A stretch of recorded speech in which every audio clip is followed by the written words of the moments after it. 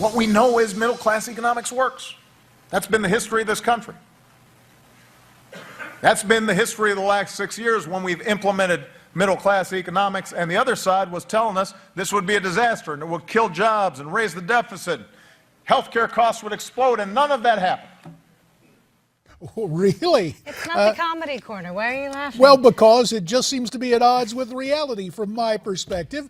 President Obama there at the Democratic congressional retreat they held in Philadelphia last week. Miranda, I got to tell you this. I understand the president trying to pump up members of his party, but that interpretation of what's going on is maybe at odds with really what's happening. Yeah, many question whether or not there's going to be an actual boom for everyone, or is this so-called middle-class economics leaving millions of Americans out in the cold and struggling on state assistance? And what should be the role of government in terms of promoting prosperity anyway? Let's go further in depth now with a woman who has seen her fair share of struggling, but she has prevailed and prospered. She's the founder and president of the Center for Urban Renewal and Education, and the author of the new book, Blind Conceit, Politics, Policy, and Racial Polarization Moving Forward to Save America. It's our very own Star. Skyping in from Washington, Star Parker.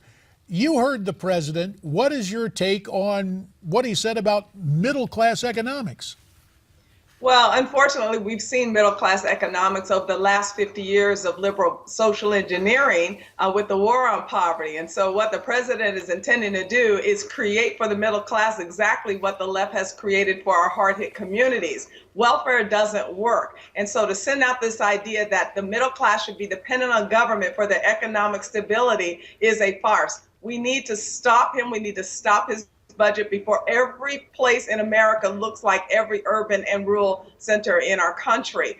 This is social chaos, and it's about time that people confront the president that what makes America work is freedom, and we need more of that. We need to remove the heavy hand of government upon our lives so that we can all live free and prosperous. Star, you say the welfare system doesn't work because of your own personal experience. If you would, I know we don't have a lot of time, but give us a little bit about your personal story.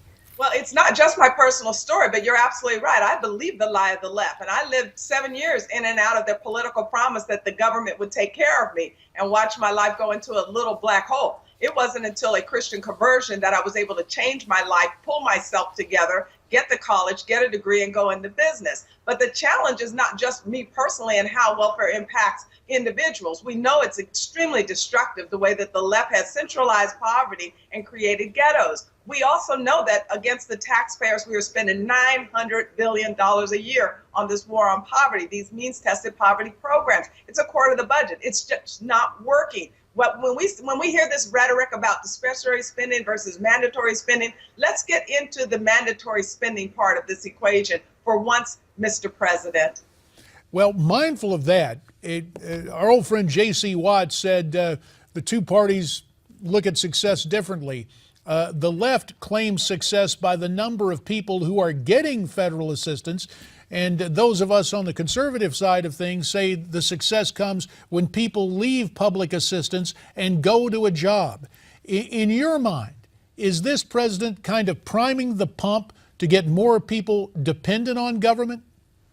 Well, absolutely. And that's why I wrote my book, Blind Conceit. It's a compilation of columns I've done over the last 10 years for Scripps News Service. It's an ebook available, and I hope people will go get it. Because what I'm trying to do is show how not only do they use race to polarize this country, but to also expand government so that more people are on welfare. Look what his budget includes. Just more handouts. Now I'll pay for your college. Now I'll pay for this. Now I'll pay for this. The middle class has to not be enticed by this drug of government dependency because it doesn't work. People that are dependent on government are living very hard, difficult lives, and they have a harder time getting out from under that heavy thumb of government. So they're just so blind in their own conceit, these liberals, that they don't see how wicked and evil they really are. That's what blind conceit is about, because the psalmist told us in 36 that sin whispers in their ear, and they are so out of touch with God that they cannot even restrain themselves. So we need to restrain them. Republicans must hold the line and say we are not going to spend more of the taxpayers' money, and the Tea Party must hold the line that we are taxed enough already. Star, and unfortunately, the ones that tend to suffer the most during economic times are children. In fact, the Children's Defense Fund said that there are 14.7 million poor children, and of those, 6.5 million are extremely poor. So what is the solution to get out of there? If not a handout, what is the key? What is the Obama administration missing, in your opinion?